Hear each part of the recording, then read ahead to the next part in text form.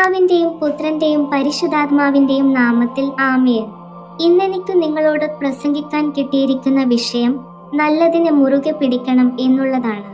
പ്രിയ സഹോദരങ്ങളെ, പ്രിയ സുഹൃത്തുക്കളെ, ഇന്ന് നമ്മൾ ഒരുമിച്ച് ചിന്തിക്കാൻ പോകുന്നത് വളരെ ലളിതമായെങ്കിലും അതീവ ആഴമുള്ള ഒരു സത്യമാണ്: നല്ലതിനെ മുറുകെ പിടിക്കണം.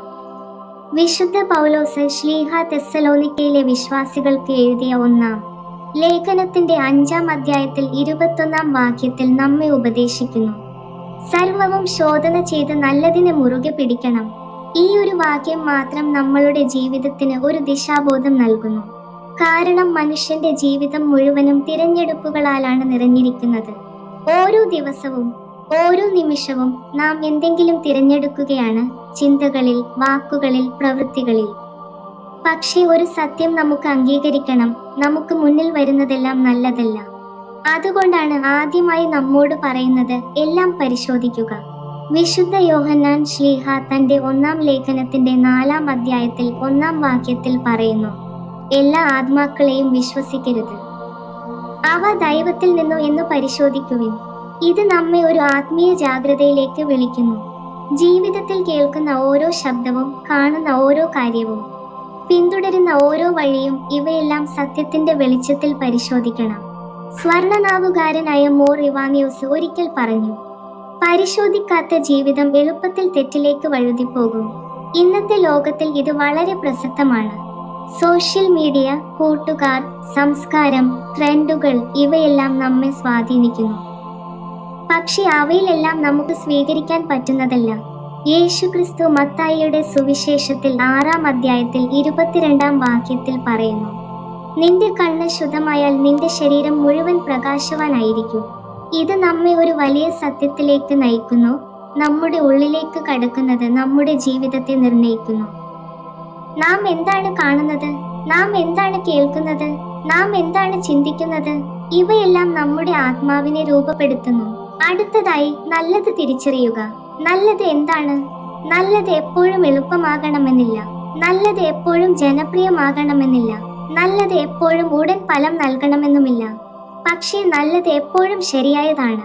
വിശുദ്ധ പൗലോസ് ശ്ലീഹ ഗലാത്യർക്കുള്ള ലേഖനത്തിന്റെ 5-ാം അധ്യായത്തിൽ 22-ാം വാക്യത്തിൽ ആത്മാവിന്റെ ഫലം വിശദീകരിക്കുന്നു: സ്നേഹം, സന്തോഷം, സമാധാനം, ദീർഘക്ഷമ, ദയ, വിശ്വാസം.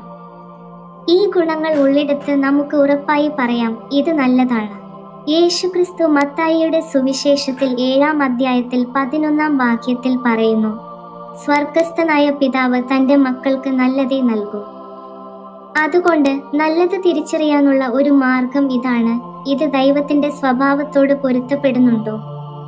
ദൈവത്തിൽ നിന്നുള്ളതെല്ലാം നല്ലതാണ്. ദൈവത്തിൽ നിന്ന് നമ്മെ അകറ്റുന്നതൊന്നും നല്ലതല്ല. ഇത് വളരെ വ്യക്തമായ ഒരു മാനദണ്ഡമാണ്. ഇപ്പോൾ ഏറ്റവും പ്രധാനപ്പെട്ട ഭാഗം: നല്ലതിനെ മുറുകെ പിടിക്കുക. പ്രിയ സഹോദരങ്ങളെ, ഇതാണ് ഏറ്റവും ബുദ്ധിമുട്ടുള്ള ഭാഗം. കാരണം നല്ലത് തിരിച്ചറിയുന്നത് ചിലപ്പോൾ എളുപ്പമാണ്, പക്ഷേ അതിനെ പിടിച്ചു നിൽക്കുന്നത് ബുദ്ധിമുട്ടാണ്. ജീവിതത്തിൽ പലതും നമ്മെ പരീക്ഷിക്കും. നമ്മുടെ വിശ്വാസം പരീക്ഷിക്കപ്പെടും, നമ്മുടെ മൂല്യങ്ങൾ പരീക്ഷിക്കപ്പെടും, നമ്മുടെ തീരുമാനങ്ങൾ പരീക്ഷിക്കപ്പെടും. അപ്പോൾ നാം എന്ത് ചെയ്യണം? നാം മുറുകെ പിടിക്കണം. വിശുദ്ധ പൗലോസ് ശ്ലീഹ കൊരിന്ത്യർക്കുള്ള 1-ാം ലേഖനത്തിന്റെ 16-ാം അധ്യായത്തിൽ 13-ാം വാക്യത്തിൽ പറയുന്നു: വിശ്വാസത്തിൽ മുറുകെ പിടിക്കൂ, ധൈര്യമായിരിക്കുക, ശക്തരായിരിക്കുക. ഇത് ഒരു ആത്മീയ ശക്തിയുടെ ആഹ്വാനമാണ്. വിശുദ്ധ ബസീലിയോസ് മഹാൻ പറഞ്ഞു: നല്ലത് നിലനിർത്തുന്നത് അതിനെ കണ്ടെത്തുന്നതിനേക്കാൾ മഹത്തായ പരിശ്രമമാണ്. അതുകൊണ്ട് നല്ലതിനെ മുറുകെ പിടിക്കുക എന്നത് ഒരു സ്ഥിരമായ പരിശ്രമമാണ്. നാം മുറുകെ പിടിക്കേണ്ടത് സത്യത്തെ മുറുകെ പിടിക്കണം. കാരണം സത്യം നമ്മെ മോചിപ്പിക്കുന്നു. സ്നേഹത്തെ മുറുകെ പിടിക്കണം. കാരണം സ്നേഹം ദൈവത്തിന്റെ സ്വഭാവമാണ്. ക്ഷമയെ മുറുകെ പിടിക്കണം. കാരണം ക്ഷമ നമ്മെ ശാന്തിയിലേക്ക് നയിക്കുന്നു. പ്രാർത്ഥനയെ മുറുകെ പിടിക്കണം. കാരണം അത് നമ്മെ ദൈവത്തോട് ബന്ധിപ്പിക്കുന്നു.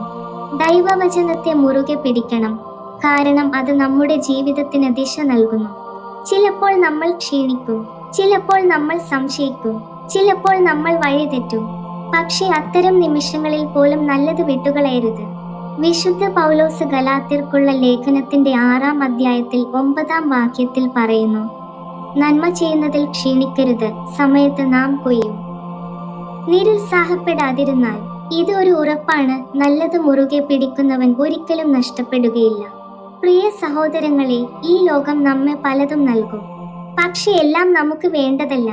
അതുകൊണ്ട് ഒരു ആത്മീയ ജീവിതം നയിക്കാൻ നമുക്ക് 3 കാര്യങ്ങൾ ഓർമ്മിക്കണം. എല്ലാം പരിശോധിക്കുക, നല്ലത് തിരിച്ചറിയുക, നല്ലതിനെ മുറുകെ പിടിക്കുക.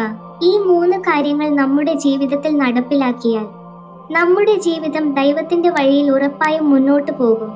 ഇത്രയും പറഞ്ഞുകൊണ്ട് ഞാൻ എൻ്റെ പ്രസംഗത്തിൽ നിന്ന് വിരമിക്കുന്നു. ദൈവത്തിരുനാമം വാഴ്ത്തപ്പെടുമാറാകട്ടെ. ആമീൻ. ജയ് ക്രൈസ്റ്റ്.